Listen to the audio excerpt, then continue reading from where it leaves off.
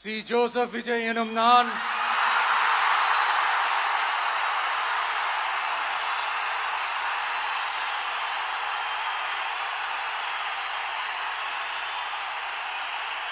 சட்டப்படி அமைக்கப்பெற்ற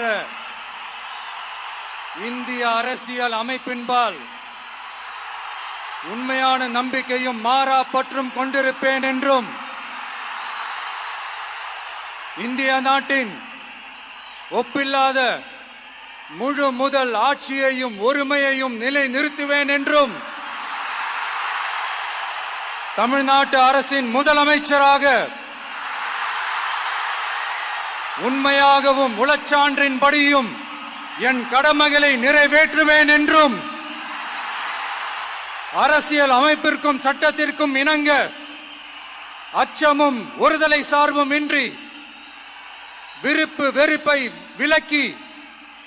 பலதரப்பட்ட மக்கள் அனைவருக்கும் நேர்மையானதை செய்வேன் என்றும் ஆண்டவன் மீது ஆணையிட்டு உறுதிமொழிகிறேன்.